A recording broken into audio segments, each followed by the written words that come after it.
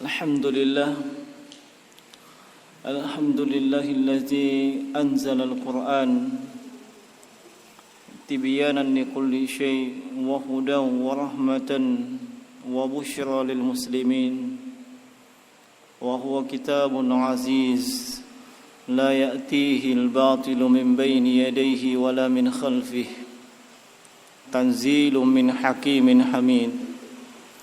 Asyhadu an la ilaha illallah wahdahu la syarika lah wa asyhadu anna Muhammadan abduhu wa rasuluhu wa la nabiyya ba'dah.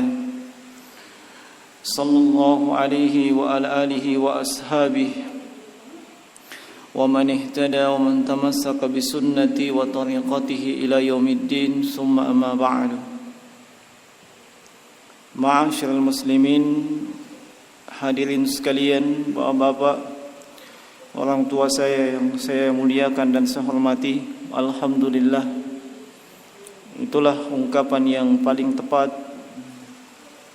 memuji Allah Subhanahu wa taala, menyanjungnya dengan sanjungan yang terbaik. Dialah Allah Subhanahu wa taala yang berhak untuk dipuji dan disanjung dengan demikian, sebab seluruh nikmat dan karunia itu datang dari sisi Allah Subhanahu wa taala tanpa kecuali. Dan dengan nikmat dan karunia tersebut kita bisa hidup di dunia ini. Kita bisa melaksanakan semua kegiatan, aktivitas dalam keseharian kita, baik yang bentuknya penghambaan diri secara murni, ibadah, ataupun terkait dengan muamalah, terkait dengan kehidupan keduniaan kita. Itu semua kita dapat laksanakan tentunya dengan bantuan fasilitas nikmat dari Allah Subhanahu wa taala. Dan di antara nikmat yang sangat agung adalah nikmat taufik dan nikmat hidayah.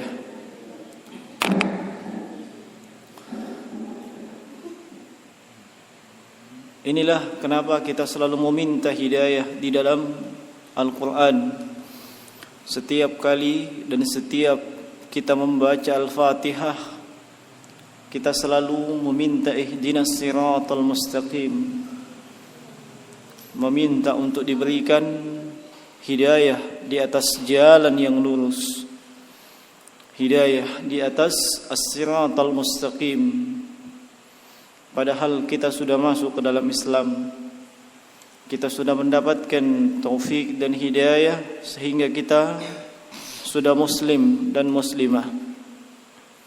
Tapi kita masih membutuhkan hidayah yang lain, yaitu bagaimana kita beramal di dalam Islam, bagaimana merealisasikan keislaman yang kita peluk, yang kita yakini sebagai sebuah agama dan keyakinan yang paling benar dan paling hak, dan tidak ada agama dan keyakinan yang diterima di sisi Allah Subhanahu wa taala selain daripada agama Islam. Kita memohon kepada Allah untuk tidak mendapatkan jalan yang maghdub, mereka yang mendapatkan kemurkaan, yaitu mereka yang mengetahui sesuatu tapi tidak beramal dengan sesuatu yang dia ketahui. Sebaliknya, kita juga meminta agar terhindar dari jalannya ad-dallin, jalannya mereka yang tersesat, yang hanya beramal tapi tidak dilandasi dengan ilmu pengetahuan yang benar. Maka insyaallah taala di kesempatan pertemuan petang hari ini kembali kita berada dalam majelis ilmu, majelis yang di dalamnya disebutkan insyaallah firman Allah Subhanahu wa taala dan juga sabda nabinya sallallahu alaihi wa ala alihi wasallam. Dan pembahasan kita masih di kitab Riyadhus Shalihin di bab al-muraqabah. Naam. Dan kita masih di hadis yang pertama, yang Nabi sallallahu alaihi wasallam menjelaskan tentang 6 rukun iman, dan yang telah kita sebutkan di kesempatan yang lalu adalah al-iman bil malaikah, keimanan kepada malaikat. Kemudian poin keimanan yang berikutnya adalah al-iman bil kutub wa kutubihi, beriman dengan keyakinan yang pasti dengan kitab-kitab. Kutub itu jamak dari kata kitab, wa huwa maktubun, yang maknanya di sini adalah semua kitab yang Allah Subhanahu wa taala turunkan, dan bisa juga disebut dengan kitab-kitab samawiyah, kitab yang turun dari langit, diturunkan kepada setiap nabi dan rasul, diturunkan kepada setiap nabi dan rasul. Naam. Ini yang selama ini kita ketahui itu hanyalah berapa kitab? 4. Naam. Tapi kalau kita membaca Al-Quran, kita akan menemukan bahwasanya Allah Subhanahu wa taala tidak hanya menurunkan 4 kitab tersebut, tapi kepada setiap nabi dan rasul diberikan kitab. Allah Subhanahu wa taala sebutkan di dalam surah Al-Baqarah ayat 213, Allah Subhanahu wa taala berfirman, "Kana an-nasu ummatan wahidah." Kana an-nasu ummatan wahidatan fab'atha Allahu an-nabiyyina mubashshirina wa munzirin wa anzala ma'ahumul kitab. Dahulunya, kata Allah, manusia itu adalah umat yang satu. Kemudian Allah mengutus nabi, yang nabi ini bertugas sebagai mubasyirin, membawa berita gembira, wa munzirin, memberikan peringatan, wa anzala ma'ahum alkitab, dan juga diturunkan bersama dengan mereka apa? Alkitab. Dan di dalam surah Al-Hadid di ayat yang ke-25, Allah Subhanahu wa taala berfirman, laqad arsalna rusulana bil bayyinati wa anzalna ma'ahumul kitaba wal mizan liyahkuma nasu bil qista. Allah Subhanahu wa taala berfirman, sungguh kami telah mengutus rasul dan disertai dengan al-bayyinah, keterangan yang nyata, hujjah yang kokoh. Wa anzalna ma'ahum, dan diturunkan bersama dengan para rasul yang diutus tersebut kitab.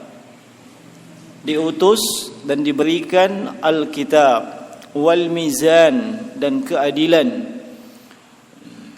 Liyaquman nasu bil qista, supaya mereka menegakkan hukum-hukum di tengah manusia dengan seadil-adilnya.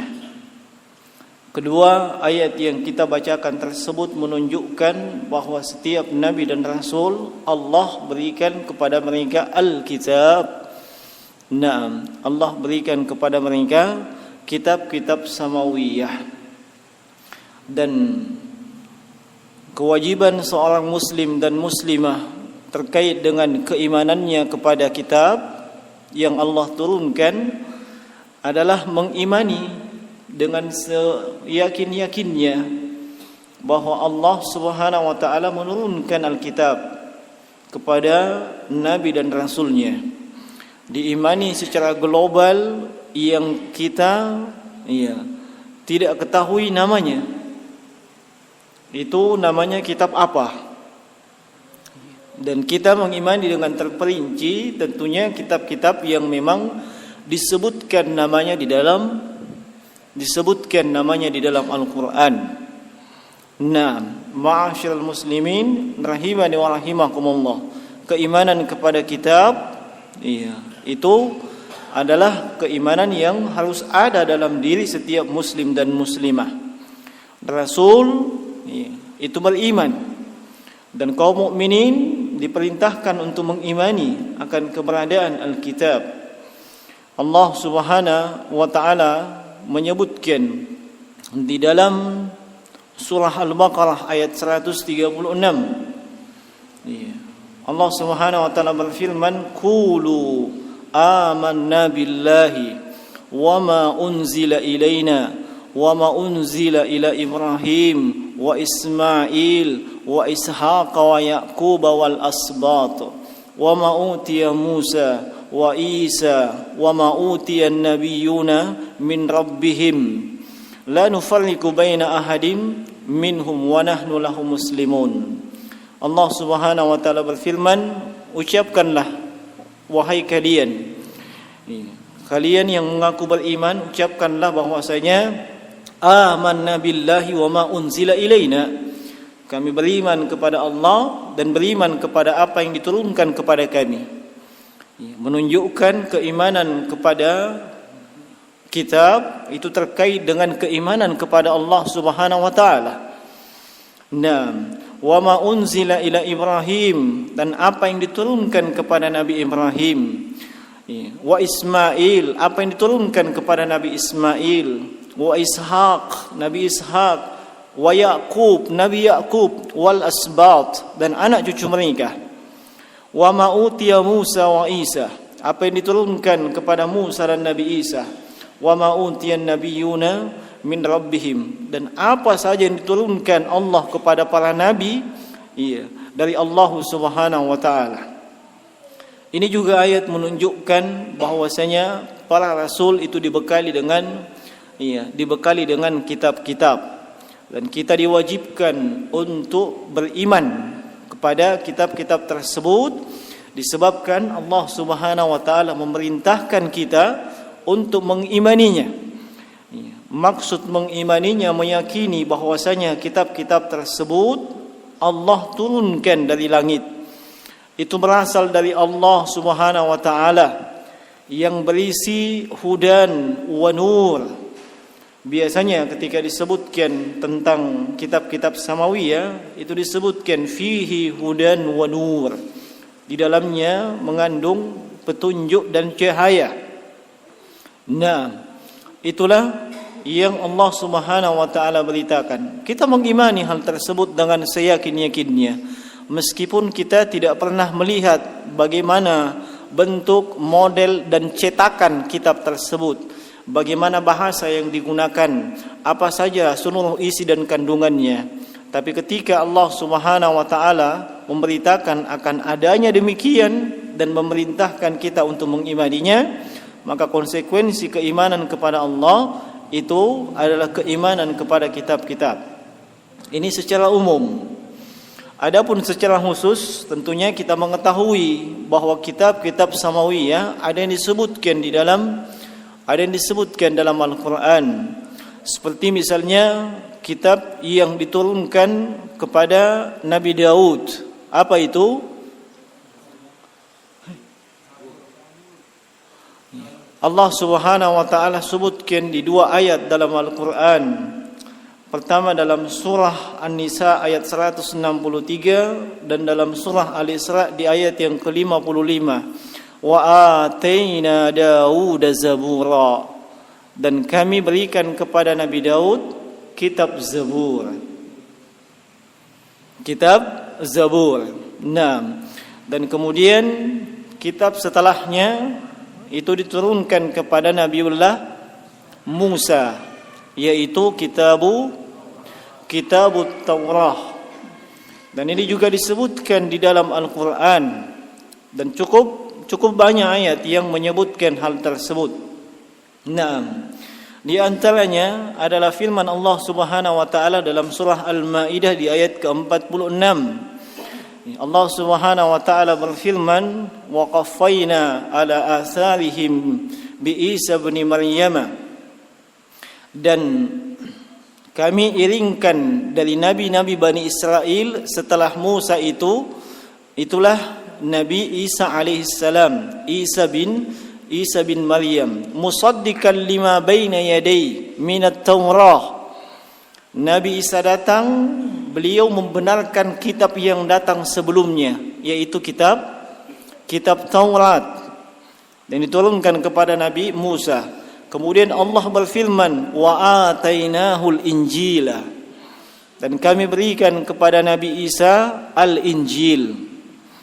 Dan di dalam surah Saf di ayat yang ke-6 Allah Subhanahu wa taala berfirman, wa idz qala Isa ibn Maryam ya bani Israil inni rasulullahi ilaikum musaddiqan lima baina yadayya minat Taurah. Wahai Bani Israel, itu sabdanya Nabi Isa alaihi salatu wassalam yang Allah abadikan dalam Al-Quran, bahwa saya adalah Rasul yang diutus kepada kalian, yang membenarkan apa yang datang sebelumku, baik itu Rasul maupun kitab, musaddiqan lima baina yadayhi minat Taurah, dan beliau memberitakan wa mubasysyiran, sekaligus membawa berita gembira. Dengan apa? Birasul, dengan Rasul ya'ti min ba'di, akan datang setelahku. Iya. Ini kalau di Injil yang sebenarnya kita akan temukan itu sabdanya Nabi Isa alaihissalam yang memberitakan kepada Bani Israel. Nah, bahwa beliau membenarkan semua kitab sebelumnya, dan beliau memberitakan akan datang Nabi setelahku. Ya'ti min ba'di ismuhu Ahmad, yang ternyata Nabi tersebut setelahku namanya Ahmad.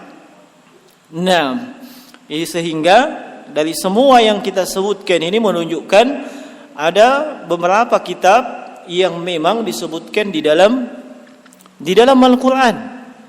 Iya. Nah, yang itu kita imani dengan terperinci, seperti tadi Zabur, kemudian Taurat, kemudian Injil, dan yang paling akhir adalah Al-Quran. Nah, kitab-kitab samawiyah sebelumnya kewajiban kita mengimani secara mujmal, global. Nah, tidak ada kewajiban bagi kita untuk mengetahui isi dan kandungannya. Dan yang paling wajib bagi kita untuk ketahui, pelajari dan amalkan adalah Al-Quran. Sebab Al-Quran yang datang paling terakhir, yang menghapus seluruh hukum-hukum, yang menghapus semua ajaran syariat yang datang sebelumnya, dan juga menyempurnakan hal tersebut. Siapa yang mengaku beriman kepada Allah, beriman kepada Al-Quran, ya, konsekuensinya wajib dia beriman kepada kitab-kitab samawi sebelumnya. Di dalam surah Ali Imran di ayat yang di awal-awal, di ayat yang ketiga kalau tidak salah, Allah Subhanahu wa taala berfirman, nazzala 'alaikal kitaba bil haqqi musaddiqan lima baina yadayhi wa anzala at-taurata wal injil min qablu hudan lin-nasi wa anzala al-furqan innal ladzina kafaru bi ayatillahi lahum 'adzabun syadid. Dialah Allah Subhanahu wa taala menurunkan alaikal kitab Al-Quran musaddiqan lima baina yadayhi, membenarkan kitab sebelumnya, dan menurunkan At-Taurat dan Injil min qabl, dan itu turun sebelumnya, wa anzala al-furqan, dan menurunkan Al-Furqan, itulah Al-Quran. Sehingga konsekuensi kita mengimani Al-Quran, kita beriman kepada Allah, kita meyakini hal tersebut, kita juga wajib meyakini bahwasanya ada kitab samawiyah yang Allah Subhanahu wa taala turunkan sebelumnya. Hanya kita mesti hati-hati. Kenapa? Sebab kitab-kitab samawiyah sebelumnya, apakah yang disebutkan dengan namanya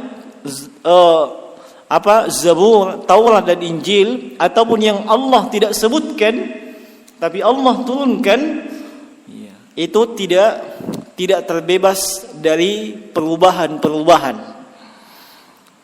Tidak terbebas dari perubahan-perubahan. Artinya apa? Itu wujudnya, tulisannya, isinya, itu sampai sekarang kita belum ketahui yang aslinya. Injil yang paling terakhir saja sebelum Al-Quran saat ini, kalau bukan 4-5 kitab Injil itu. Ada Injil Matius, ada Injil apa lagi? Ada Injil Barnabas, ada Injil Merkurius, dan seterusnya. Nah, saya tidak hafal ya. Yang jelas kalau bukan ada 4 itu 5. 6, ada Injil Paulus dan seterusnya. Iya. Dan itu tidak aman dari perubahan. Nah, dan dari seluruh kitab Injil tersebut tidak ada yang menyatakan bahwasanya Yesus Kristus alias Isa Al-Masih adalah Tuhan. Tidak ada. Tidak ada. Yang ada hanya disebutkan, aku diutus untuk domba-domba yang hilang dari kalangan Bani Israel. Itu sabdanya Yesus. Aku diutus untuk domba-domba yang hilang dari kalangan Bani Israel. Ungkapan beliau, aku diutus, menunjukkan bahwa beliau itu utusan. Pasti ada yang mengutusnya. Dan yang mengutusnya kedudukannya lebih tinggi. Nah, dan beliau dikhususkan kepada siapa? Kepada Bani Israel.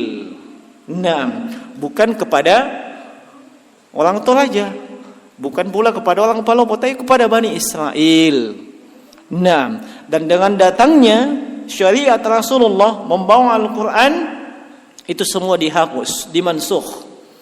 Nah, itu semuanya dihapus dan dimansukh.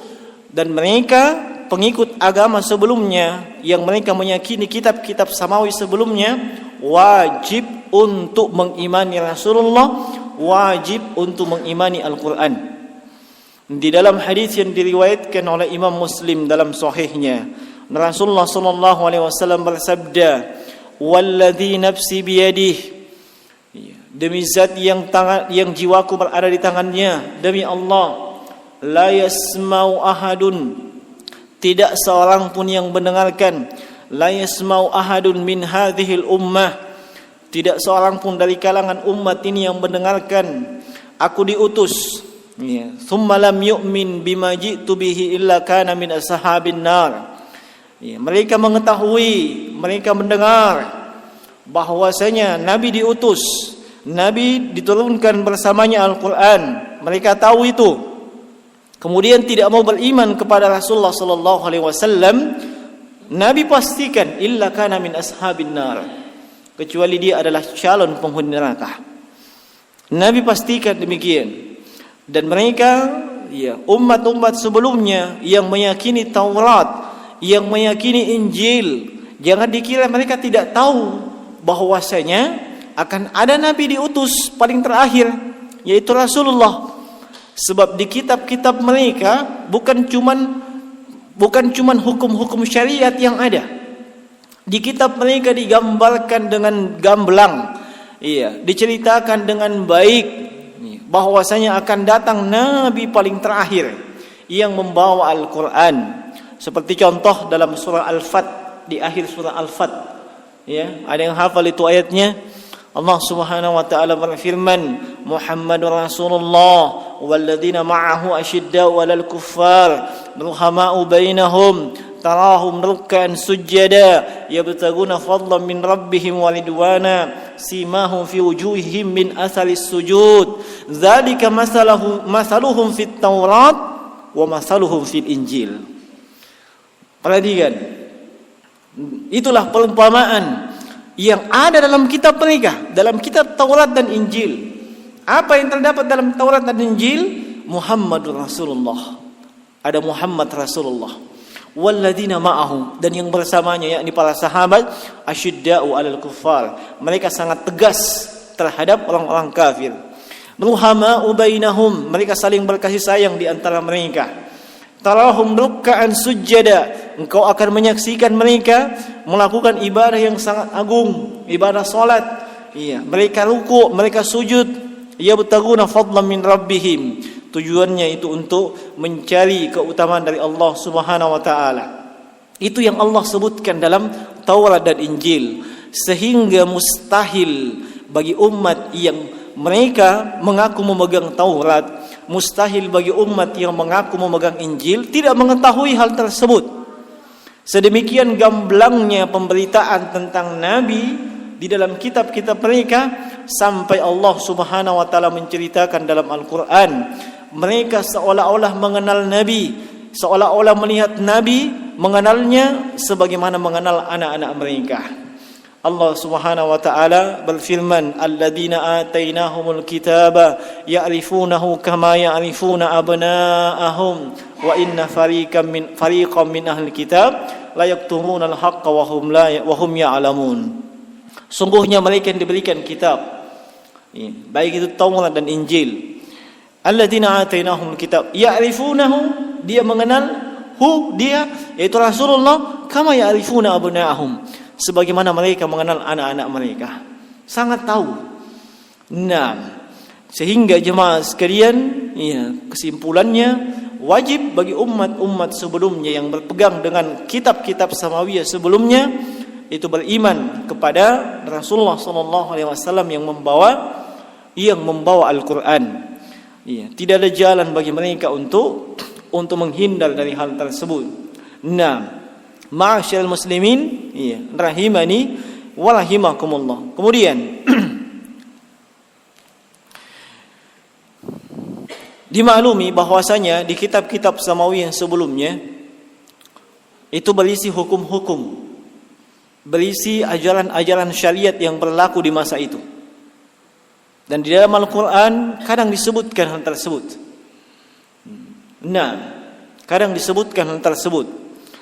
Seperti contoh misalnya dalam surah Al-Maidah mulai ayat 44-45, Allah Subhanahu wa taala menyebutkan, wa katabna alaihim fiha anna an-nafsa bin-nafsi wal 'aina bil-'aini wal 'anfu bil-'anfi wal uzuna bil-uzuni wal juruha qisas. Allah berfirman, dan kami tetapkan, kami tuliskan untuk mereka fiha, dalam kitab mereka itu, kitab Taurat. Apa itu? Annan nafsa bin nafsi, jiwa dibalas dengan jiwa. Artinya ketika ada seseorang membunuh, itu hukumannya dibunuh juga. Wal aina bil aini, mata dengan mata. Wal anfu bil anfi, hidung dengan hidung. Wal uzuna bil uzuni, begitu juga dengan uzun, telinga dengan telinga. Wal juruha qisas, luka itu dikisas dengan luka yang sama. Nah, itu hukum qisas yang ada dalam kitab Taurat. Allah sebutkan demikian. Kemudian itu syariat umat terdahulu Allah tetapkan juga dalam syariat kita. Allah Subhanahu wa taala berfirman dalam surah Al-Baqarah, "Kutiba 'alaikumul qisasu wa huwa kurhul lakum." Ditetapkan bagi kalian, diwajibkan bagi kalian al-qisas, meskipun itu kalian benci. Wa asa an takrahu syai'a wa yaj'alallahu fihi khairan katsira. Bisa jadi kalian membenci sesuatu, tapi Allah jadikan pada sesuatu tersebut kebaikan yang banyak. Di sini jemaah sekalian menunjukkan bahwasanya ada syariat dari umat-umat terdahulu dalam kitab-kitab mereka, itu masih ada dalam Al-Quran, tidak dihapus sama sekali. Olehnya para ulama menyebutkan, kalau ada syariat dari umat-umat terdahulu yang syariat tersebut dibenarkan oleh syariat kita, maka kewajiban kita beramal dengan hal tersebut, sebab syariat kita itu membenarkan adanya hal tersebut.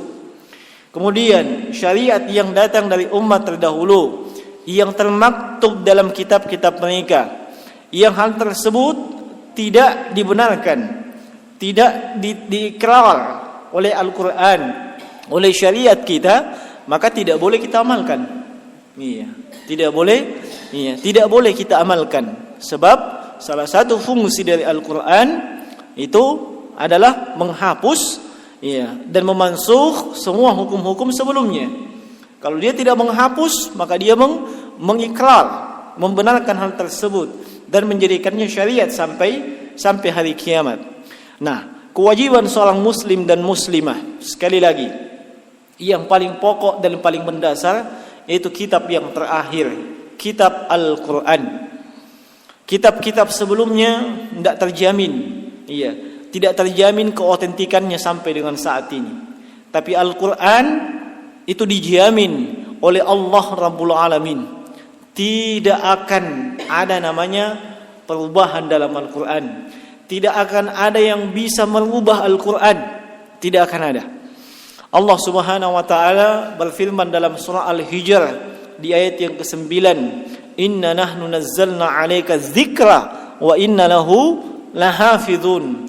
Sungguhnya kami yang menurunkan az-zikr, Al-Qur'an, dan kami pula yang lahafizun, yang menjaga Al-Qur'an tersebut. Dan Allah Subhanahu wa taala menjamin kebatilan, secuil apapun kebatilan tidak akan bisa masuk ke dalam Al-Qur'an. Siapapun yang mencoba memasukkan kebatilan, mentalbis, mencampur Al-Qur'an dengan kebatilan, tidak akan bisa dan pasti ketahuan. Allah Subhanahu wa taala berfirman dalam surah Fussilat, "Innahu kitabun aziz, la ya'tihil batilu min baini yadayhi wala min khalfi, tanzilun min hakimin hamid." Sungguhnya Al-Qur'an adalah kitab yang aziz, kitab yang agung, yang la ya'tihil batilu min baini yadayhi wala min khalfi. Tidak akan didatangi dengan yang namanya kebatilan, baik itu kebatilan yang datang dari depan ataupun dari belakang. Allah menjamin keotentikan, keoriginalan, keorisinilan Al-Qur'an. Nah, makanya kadang kita temukan di berbagai media sosial, kapan ada perubahan, jangankan perubahan satu huruf, perubahan harakatnya saja pasti ada yang tahu. Itulah kelebihan Al-Qur'an. Al-Qur'an sampai kepada kita itu dengan riwayat yang mutawatir. Bukan cuman mushafnya, bukan cuman rasamnya, hafalannya juga demikian. Nah, hafalannya juga demikian. Sehingga ketika dicocokkan dengan hafalan, orang akan tahu ini keliru. Itu keotentikan Al-Qur'an. Yang tidak akan mungkin terjadi perubahan, didatangi dan kebatilan. Kita wajib untuk mempelajari Al-Qur'an, untuk meyakini isi dan kandungannya, meyakini apa yang diberitakan dalam Al-Qur'an, baik itu terkait dengan peristiwa yang terjadi di masa yang lalu ataupun terkait dengan peristiwa yang diprediksi akan terjadi di masa yang akan datang. Nah, kita membenarkan seluruh perintah dalam Al-Qur'an, melaksanakannya, dan kemudian meninggalkan seluruh yang dilarang dalam Al-Qur'an. Itu kewajiban pokok bagi kita selaku kaum muslimin dan muslimah sebagai realisasi, sebagai bentuk tahqiq al-iman bil kitab, beriman kepada Alkitab. Nah, sampai di sini sudah habis waktunya. Masuk sesi tanya jawab? Ya? Oh ya. Baik, kita masuk sesi tanya jawab. Tafadhal, silakan Pak.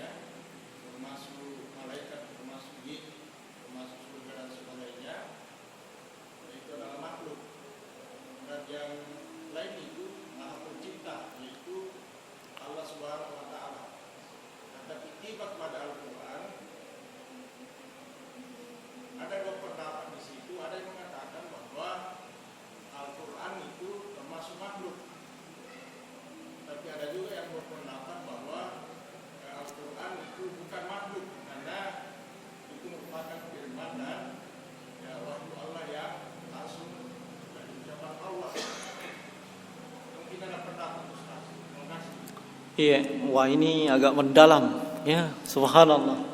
Iya, pertanyaan dari Bapak. Naam, terkait dengan Al-Qur'an, terkait dengan apa yang disebutkan oleh Imam Al-Hafidz Ibnu Qayyim Al-Jauziyah rahimahullah dalam kitabnya Kitabur Ruh. Naam. Al-Qur'an, saya tegaskan, dia bukan makhluk. Al-Qur'an itu kalamullah. Perhatikan, Al-Qur'an kalamullah. Kalam itu sifat. Kalam itu sifat. Kalamullah itu pembicaraannya Allah, ucapannya Allah. Maka itu sifat dari Allah Subhanahu wa taala. Dan sifat Allah itu bukan makhluk. Sebagaimana nama Allah juga bukan makhluk. Ini yang saya yakini dengan seyakin-yakinnya. Meski memang dahulu di zamannya Imam Ahmad bin Hanbal, itu memang terjadi fitnah yang dahsyat. Sebab ketika itu khalifah memaksa para ulama berpendapat Al-Quran itu makhluk. Nah, sampai Imam Ahmad itu dipenjara disebabkan itu. Sebab beliau masih berkeyakinan dengan seyakin-yakinnya Al-Quran kalamullah. Kalam itu sifat Allah, sifat Allah Subhanahu wa taala. Dan sifat Allah bukan makhluk sama sekali. Kalau dikatakan kertasnya Al-Quran, memang itu makhluk. Kertasnya Al-Quran, sampulnya Al-Quran, itu memang makhluk. Nah, kemudian ada yang membaca Al-Quran. Yang membaca Al-Quran itu makhluk. Yang keluar dari ucapannya itu kalamullah. Kalamnya Allah, pembicaranya Allah. Dan pembicaraan Allah itu salah satu dari sifat Allah Subhanahu wa taala, dan itu bukan makhluk. Nah, itu yang saya yakini yang paling tepat insyaallah taala. Nah, meski mungkin ada di antara kaum muslimin yang tidak berpendapat demikian. Nah, yang saya yakini demikian, kalamullah adalah sifat Allah, dan sifat Allah itu bukanlah makhluk. Yang makhluk itu cetakan Al-Quran, kemudian sampulnya Al-Quran, kertasnya Al-Quran, orang yang baca Al-Quran itu makhluk semua. Tapi yang keluar dari bacaannya itu bukan makhluk, itu kalamullah. Dan kalam Allah itu bukan makhluk, itu sifat dari sifat Allah Subhanahu wa taala. Wallahu a'lam. Saya kira demikian. Taib. Iya, silakan.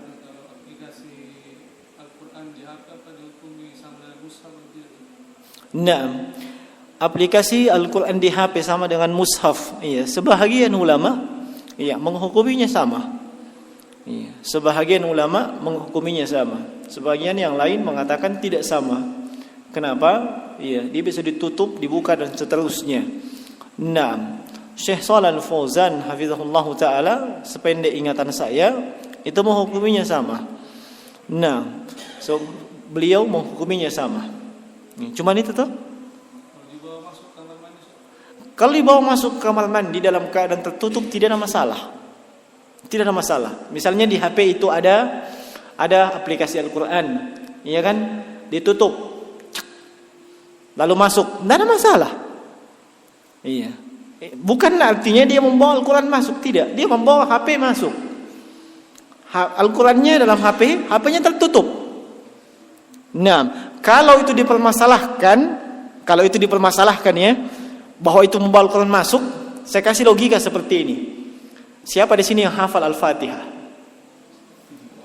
Semua. Kalau bapak mau masuk WC, tinggalkan hafalan bapak di luar. Tinggalkan hafalan di luar. Kan sekarang itu hafalan ada di mana? Di kepala. Sama Al-Quran ada di mana? Di HP.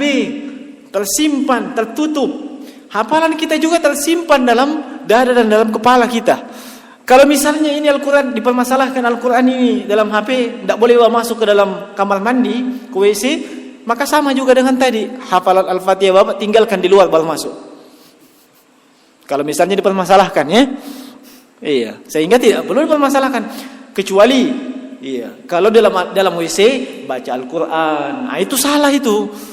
Nah, itu keliru besar itu kalau dalam Kemudian jemaah sekalian, bagi yang masuk membawa HP ke dalam kamar mandi atau WC, saya minta itu nada dering jangan ada yang nada Al-Quran.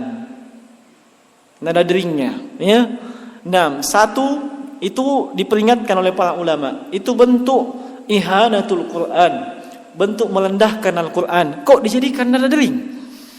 Dijadikan sebagai pengingat dan seterusnya. Apalagi kalau masuk ke WC bunyi. Yasin. Weh, subhanallah. Jangan. Iya, pakai nada dering yang lain. Nah, kemudian tambahan juga, iya, seperti fatwa Syekh Ubaid Al-Jabiri hafizahullah taala. Kalau misalnya kita berada dalam masjid, di HP kita ada Al-Quran, ada mushaf Al-Quran dalam HP. Di masjid ada mushaf asli. Yang didahulukan itu mushaf yang asli. Iya, yang didahulukan itu mushaf yang asli. Itulah yang terbaik kata Syekh Ubaid Al-Jabiri hafizahullah taala. Adapun yang ada di HP itu sewaktu-waktu ketika tidak ada mushaf yang aslinya. Iya, kecuali kalau kita terbiasa membaca lewat hafalan. Nah, baik, saya kira begitu ya. Ya, iya. Jadi tidak masalah bawa Al-Quran masuk ke dalam WC. Yang penting Al-Qurannya itu ditutup, ya, dan jangan membaca Al-Quran dalam WC. Nah, baik. Iya, silakan Pak Haji.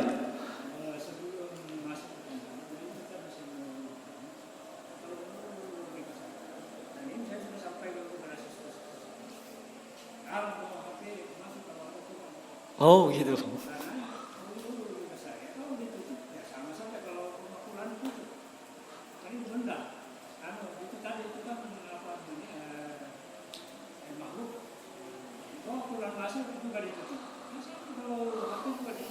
Nah, taib.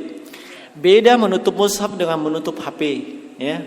Kalau menutup mushaf, mushafnya langsung, ya. Mushafnya langsung. Menutup HP, HP itu tempatnya mushaf. Ya. Jadi begitu kita tutup aplikasi Al-Qur'an, itu sama menutup mushaf. Kita tutup, matikan HP-nya, di-off-kan HP-nya, itu seolah-olah kita bungkus lagi itu Al-Qur'an.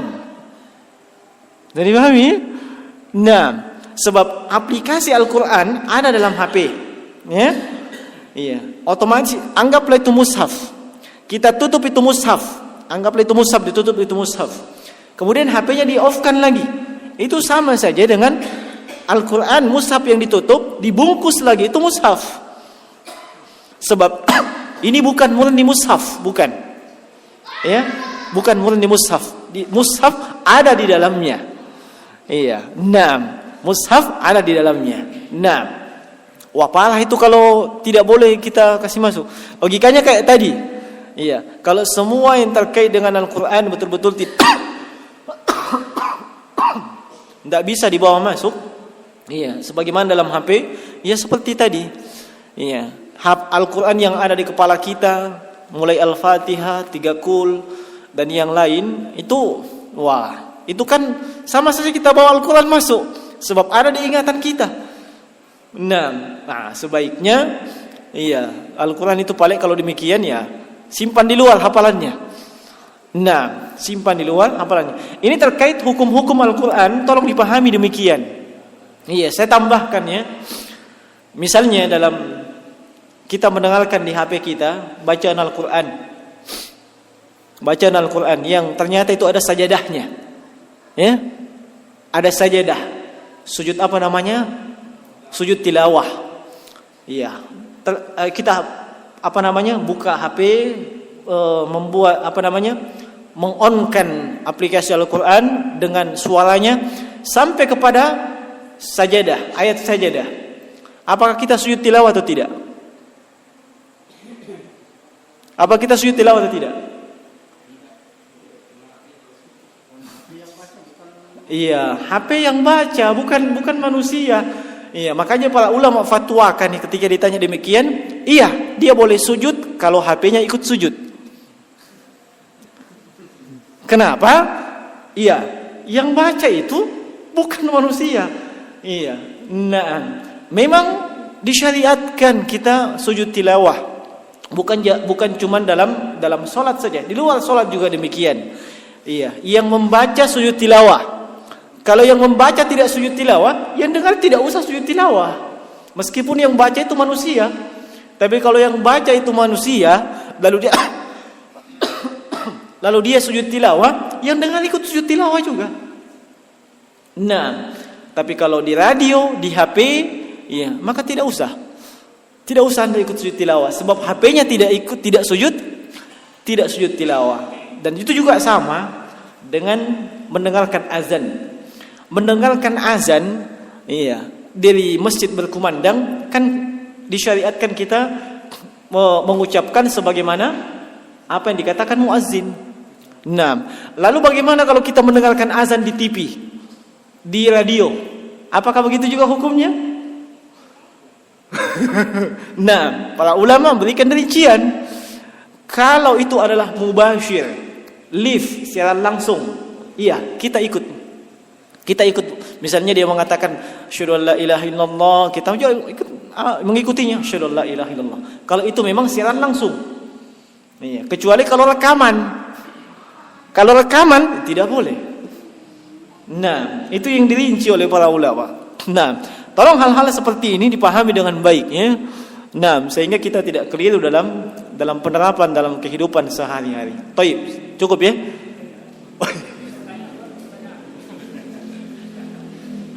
Iya, silakan.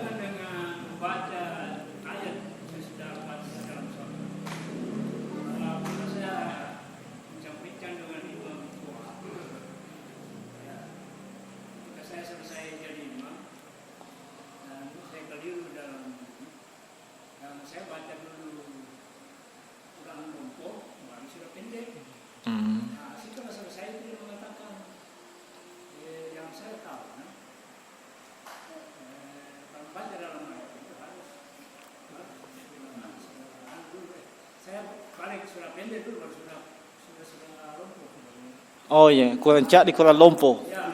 Iya. Oh, maksudnya juz amma dengan juz yang lain. Iya.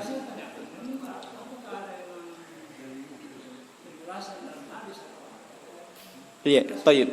Ya, ini juga biasa jadi polemik jadi polemik di tengah masyarakat itu. Iya. Kadang para imam masjid itu punya pemahaman yang saya pribadi menganggapnya aneh bin ajaib. Iya, seperti ada yang mengajak saya berdiskusi kayak seperti itu. Minimal yang dibaca setelah Al-Fatihah itu dalam salat minimal 3 ayat katanya. Alasannya kenapa? Surah yang paling pendek dalam Al-Qur'an 3 ayat. Apa? Al-Kautsar. Itu dalilnya karena surah yang paling pendek dalam Al-Qur'an 3 ayat. Lalu saya bilang, kalau saya baca Al-Fatihah dalam sholat, lalu saya baca surah Al-Imran, tapi saya cuma baca Alif Lam Mim Allahu Akbar, apakah itu salah? Salah. Wow.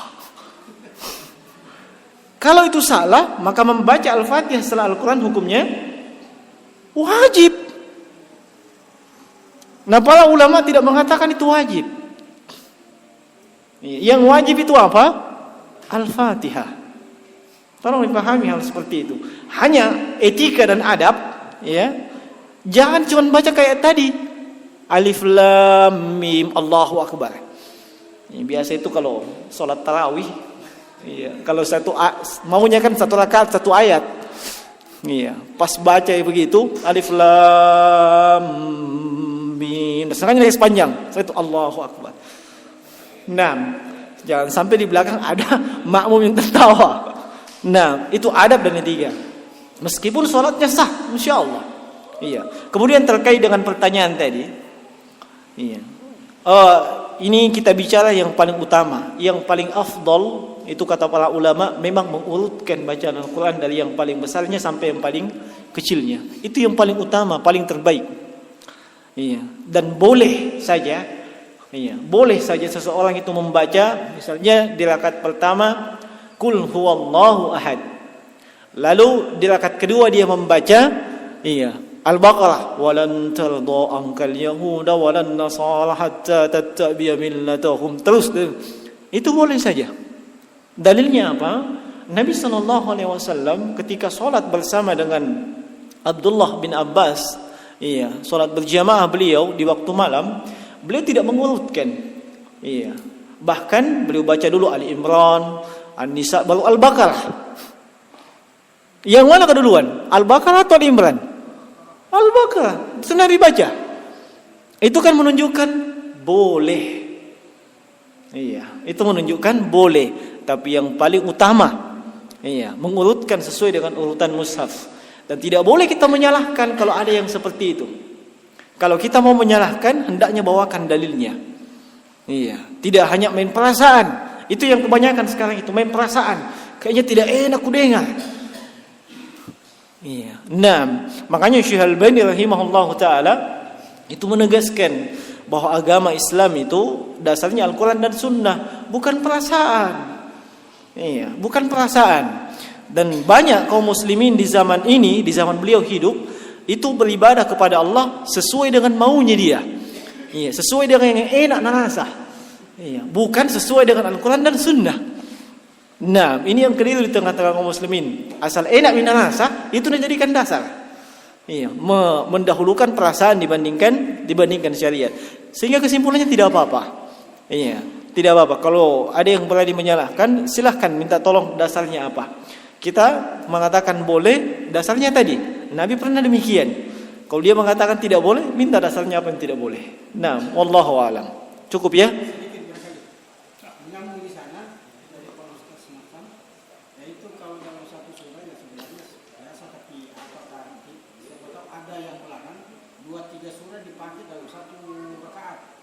Dua tiga surah dipakai dalam satu.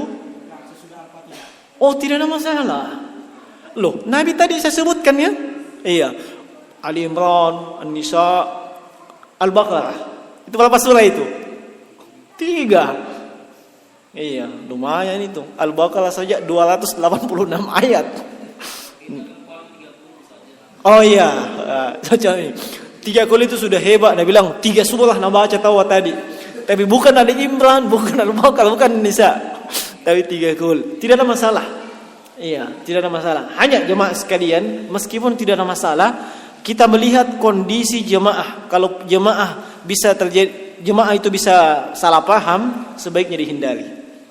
Iya, salah paham bisa menimbulkan kesalahpahaman, apalagi fitnah bersama dengan bisa menimbulkan fitnah, sebaiknya hal tersebut dihindari. Kecuali kalau sudah ada sosialisasi sebelumnya, disampaikan hal ini tidak mengapa dan seterusnya, sehingga jemaah paham. Iya, yang namanya jemaah kan menghukumi apa yang biasa anda dengar, apa yang biasa anda lihat. Kapan makalah lain, biasanya mereka juga langsung mengambil vonis aliran baru itu. Nah itu kan jadi fitnah lagi. Iya, padahal kita mau variasi. Iya, jadi fitnah lagi. Makanya dilihat saja, kalau masyarakat atau jemaah dalam hal ini menerima, paham, tidak ada masalah. Tapi kalau tidak, hindari dulu. Nah, untuk menghindari masalah. Baik, sekira cukup. Sudah. Wah, iya silakan Pak Haji.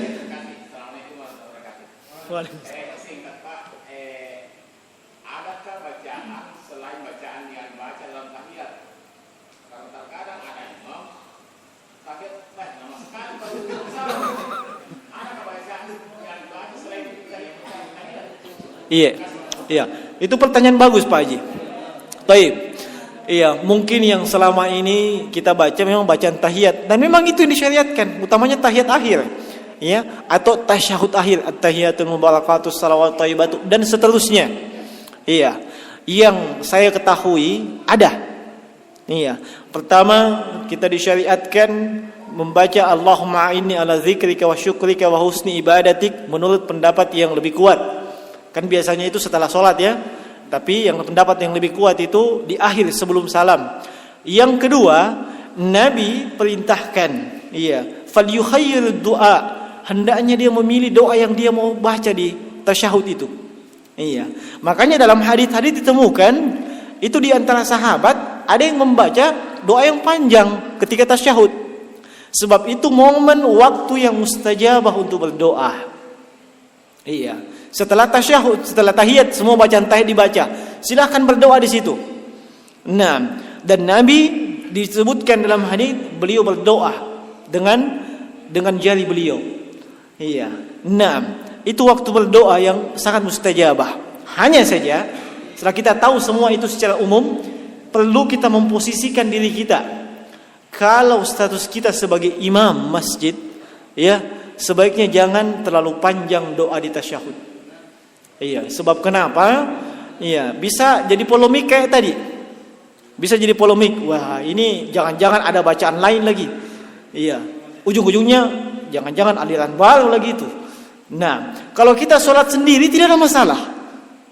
Iya. Yang kedua, posisi kita sebagai makmum. Setelah mengetahui tadi waktu mustajab berdoa, salah satunya ketika tasyahud. Jangan mata geng. Imam sudah salam, kita masih asik berdoa. Jangan. Tapi konteks sholat berjamaah, iya, selama belum ada salam, maka keterkaitan antara imam dengan makmum itu masih ada. Nah, hendaknya imam memperhatikan kondisi makmumnya, dan makmum itu taat kepada imam selama imamnya tidak keliru. Nah, dan jangan mata geng, ya. Banyak juga itu kita lihat, iya, bukan cuma tahiyat saja, sujud juga. Iya. Ini imam sudah mau salam, dia masih sujud terakhir. Nah, iya, itu ada yang seperti itu. Itu tolong diluruskan. Ini konteks sholat berjamaah. Kalau Anda sholat sendiri, mau satu sujud 2 jam, tidak ada masalah. Yang capek itu Anda, bukan siapa. Nah, dan seterusnya. Iya. Thayyib, saya kira demikian. Kalau misalnya saya gunakan bahasa Indonesia dalam Doa. apa bisa itu saya gunakan tapi dalam hati? Boleh. Iya. Kalau selain bahasa Arab, sebaiknya jangan dilafadzkan. Iya. Saya tambahkan waktu mustajabah dalam sholat itu ketika sujud, semua sujud. Iya. Semua sujud, bukan cuma sujud terakhir, semua sujud. Yang kedua ketika tasyahud atau tahiyat. Yang mau memakai doa dalam bentuk bahasa Jerman, bahasa Tator, bahasa Thai, jangan dilafadzkan. Iya kan, siapa tahu, toh. Nah, dia lebih fasih bahasa Tatornya dibandingkan bahasa Arabnya. Iya, lebih fasih bahasa Thai-nya dibandingkan bahasa. Silahkan, tapi jangan dilafadzkan, cukup dalam hati. Nah, kecuali yang memang berbahasa Arab. Thayyib, saya kira cukup ya.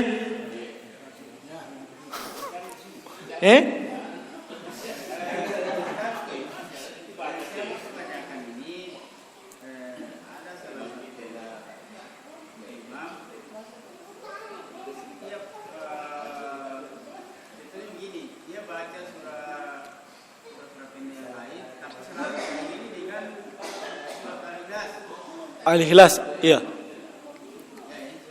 Thayyib. Jadi ada seorang imam, ya, artinya itu saya pernah dapatkan juga. Ada. Nah, kalau secara hadis memang ada hadis dari Nabi SAW. Iya, tapi itu bukan perbuatan Nabi. Iya, itu ketika Nabi mengutus rombongan perang. Iya, Nabi mengutus rombongan. Iya. Bukan rombongan pergi jalan-jalan, tapi rombongan perang. Kalau Nabi mengutus juru dakwah, tidak banyak itu, paling banyak 2. Iya. Kalau pergi berdakwah, tapi kalau rombongan perang itu. Nah, Nabi mengutus rombongan perang. Nah, yang memimpin rombongan perang itu setiap kali dia sholat selalu ditutup dengan al-Ikhlas. Iya. Ini makmum sahabat di belakang diam-diam ji. Iya, sebab mereka tidak tahu kenapa. Nanti pulang, komplain ke Nabi. Iya, ya Rasulullah, dia itu sholat selalu tutup dengan al-Ikhlas. Maka kata Nabi, isaluhu li ayyi syai'in. Tanya dia, kenapa dia lakukan itu? Maka dia mengatakan, innahu, iya, sungguhnya dalam surah Al-Ikhlas itu, iya, min sifatir Rahman. Itu salah satu dari sifat, iya, Allah Subhanahu wa taala.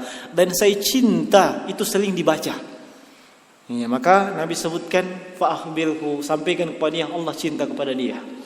Nah, tapi itu bukan dalil kita boleh kayak begitu, sebab jangan sampai niat kita beda dengan niatnya dia. Niatnya dia memang menghayati isi al-Ikhlas. Iya, kadang ada seseorang tidak tahu isinya al-Ikhlas. Iya kan, niatnya sudah beda.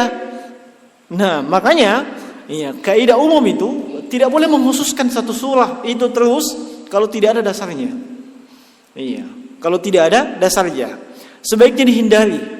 Iya. Nah, kalaupun kita senang dengan surah itu, ya dilihat juga, jangan sampai bisa jadi fitnah tengah masyarakat. Nah, jangan sampai bisa jadi fitnah, dan yang tidak kalah pentingnya, jangan sampai masyarakat mengatakan bahwa wajib itu membaca al-Ikhlas setiap di rakaat terakhir. Ini banyak di masyarakat. Iya, kadang masjid kebiasaannya kunut subuh. Iya, mulai imam pertama, imam kedua, imam ketiga. Iya, masuk imam keempat tidak kunut subuh, ai protes. Iya, kenapa? 3 dekade. Ya, 3 dekade yang jadi imam selalu kunut. Itu kan wajib. Akhirnya imam keempat, iya, dia apa? Bukan apa bahasanya itu? Di bahasanya di apa namanya? Yang turunkan jabatannya apa? Dikudeta. Nah, kenapa masyarakat tidak paham bahwa itu kunut seperti itu tidak ada syariatnya. Sama dengan setiap Jumat subuh. Setiap Jumat subuh baca as-sajdah dengan al-insan. Iya, setiap Jumat subuh tidak pernah alpa. Iya, imam pertama, mati imam pertama, masuk imam kedua. Itu juga terus sampai 3 dekade atau 4 dekade. Datang imam berikutnya, langkah-langkahi. Kadang nak baca di subuh Jumat, kadang tidak. Itu bisa dikudeta juga sama jemaah. Kenapa? Ya, 3 abad mini imam kita masih begitu. Ini datang imam baru ini tiba-tiba tidak begitu. Iya, itu kan dampak dari sesuatu yang asalnya dia tidak wajib. Tapi karena seringnya dilakukan, masyarakat awam menganggap itu wajib. Makanya butuh dijelaskan, butuh juga sekali-kali ditinggalkan untuk menunjukkan bahwa itu tidak wajib. Nah, saya kira cukup ya, sudah terlewat waktu. Nah, subhanakallahumma bihamdik, nasyhadu an la ilaha illa anta astaghfiruka wa atubu ilaik. Assalamualaikum warahmatullahi wabarakatuh.